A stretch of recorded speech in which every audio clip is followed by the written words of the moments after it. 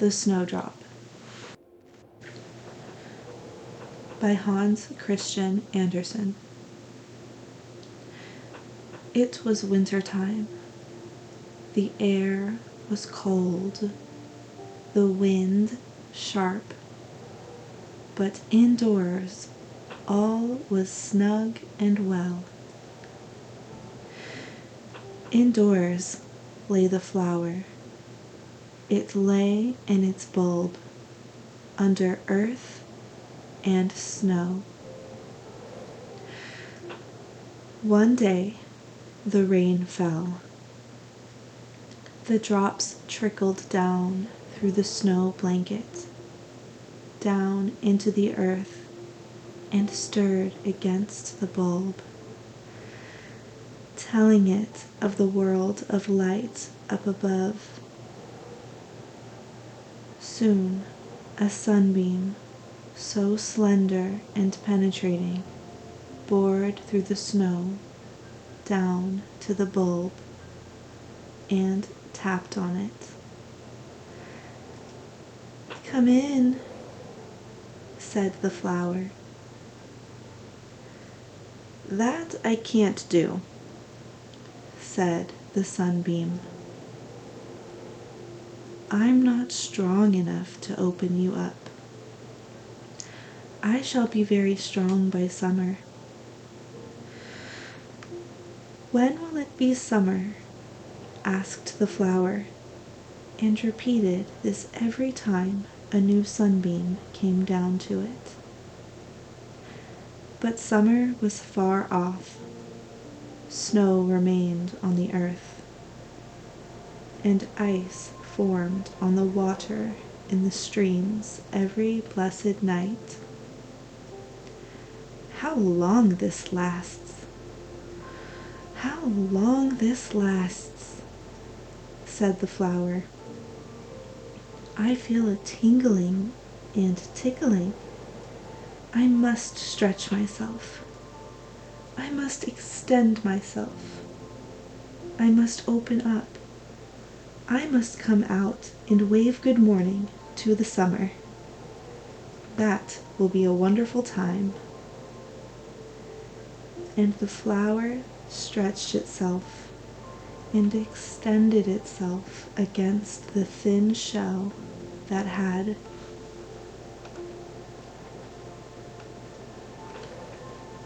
been softened by the rainwater, been warmed by the blanket of earth and snow, and tapped upon by the sunbeam. It burst forth beneath the snow with a white and green bud on its green stalk, with narrow, thick leaves curled around it as if for protection. The snow was cold, but light radiated down into it, making it quite easy to break through. And here now the sunbeam streamed down with greater strength than before. "Welcome, welcome," sang and rang out every sunbeam as the flower rose above the snow, out into the world of light. The sunbeams caressed and kissed it, so that it opened itself fully, white as snow and adorned with green stripes. It bowed its head in happiness and humility. "Beautiful flower," sang the sunbeams. "How fresh and pure you are. You are the first. You are the only one. You are our love. You ring out the call of summer, lovely summer, over town and country. All the snow shall melt, the cold winds be driven away, We shall reign. Everything shall grow green, and then you shall have company, the lilacs and laburnums, and finally the roses.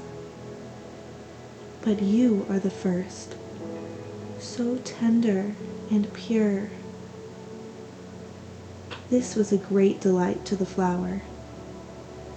It was as if the air itself were ringing and singing, as if the sunbeams were all penetrating the leaves and stem of the flower. There it stood, so fine and fragile, and yet so strong in all its youthful beauty. In its white kirtle with the green bands, praising the summer. But summertime was far off. Clouds shrouded the sun. Sharp winds blew on the flower. "You have come a little too early," said wind and weather. "We still have power, and this you shall feel and have to comply with. You should have remained indoors instead of rushing out here to display your finery. It is not the time for that yet."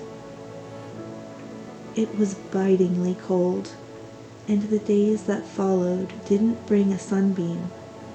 It was weather to freeze such a delicate little flower to bits.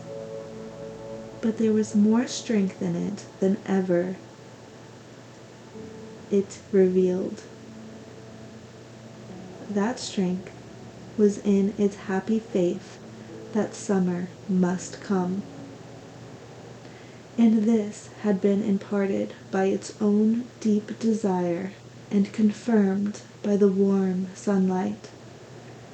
And so, with patient hope, it stood there in its white dress, in the white snow, bowing its head when the snowflakes fell thick and heavy, or while the icy winds swept over it. "You'll break," they said. "Wither, freeze. What did you want out here? Why did you let yourself be enticed? The sunbeam has hoaxed you. Now make the best of it, you snowdrop summer fool." "Snowdrop summer fool," repeated the flower, there in the cold morning. "Snowdrop," rejoiced some children who came into the garden. "There stands one, so sweet, so beautiful, the first, the only one." And these words made the flower feel so well. They were like the warm sunbeams. In its gladness, it never noticed that it was being plucked. Then it lay in a child's hand, was kissed by a child's lips, brought into a warm room, gazed upon by kindly eyes, and set in water so strengthening, so exhilarating. The flower thought it had all of a sudden come into midsummer. The daughter of the house was a lovely little girl who had just been confirmed, and she had a dear boyfriend. He also had been confirmed and was studying to equip himself for earning a living. "He shall be my snowdrop," she told herself. Then she took the lovely flower and laid it on a scented piece of paper that had a verse written on it, a verse about the flower, beginning with snowdrop and ending with snowdrop. "Little sweetheart, be my snowdrop, my winter fool."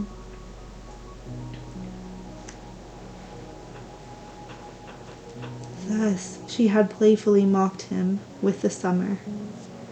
Yes, that was written in the verses, and it was then folded up like a letter, with the flower placed inside. It was dark in there, where it lay, as dark as when it had been in the bulb. The flower was sent on a journey. It lay in a mail sack, was pressed and squeezed, and that was not at all pleasant. But finally this came to an end. When the journey was over, the letter was opened and read by her dear friend. He was so delighted that he kissed the flower.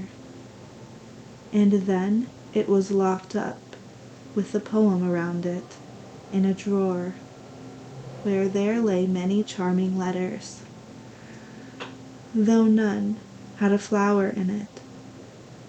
Here, too, it was the first, the only one, as the sunbeams had called it, and that was pleasant to think about. It had a long period of leisure in which to think about it. It thought while the summer passed, and the long winter passed, and then, when it was summer again, it was brought forth from the drawer. But this time the young man was not at all happy. He seized up the letters very harshly and flung away the poem, so that the flower fell onto the floor. It had become flattened and withered, but that was no reason to throw it onto the floor, though it was better off lying there than in the fire where the poems and letters were blazing. What had happened? What so often happens? The flower had mocked him, and that was a joke. The girl had mocked him, but that was no joke. She had chosen another boyfriend this midsummer. In the morning, the sun shone in on the little flattened snowdrop, which looked as if it were painted on the floor. The maid who swept the room picked it up and placed it in one of the books on the table, for she thought it had fallen out when she was clearing up and putting things in order. And so once again the flower lay between verses, printed verses this time, which are grander than the written ones. At least they cost more. Years passed, throughout which the book stood on its shelf. But now, at last, it was taken down, opened, and read. It was a good book, the songs and poems of the Danish poet Ambrosius Stubb, who is well worth your knowing. The man who was reading the book turned a page. "Ah, here is a flower," he said. "A snowdrop. It is with significance indeed that it lies here." Poor Ambrosius Stubb. He was a snowdrop too, a poet snowdrop. He was before his time, and therefore he had to face sharp winds and sleet as he passed among the gentlemen of Funen. He was like a flower in a water glass, a flower in a valentine, a summer fool, winter fool, full of fun and drollery. And yet he was the first, the only youthfully fresh Danish poet. Yes, lie there as a marker in this book, little snowdrop. You are laid here with meaning. And then the snowdrop again was placed in the book, and felt both honored and delighted to know that it was a marker in the beautiful book of poetry, and that he who had first written and sung about the flower had also been a snowdrop and been mocked in the winter. Now the flower understood this in its own way, just as we understand things in our way. That is the fairy story of the snowdrop.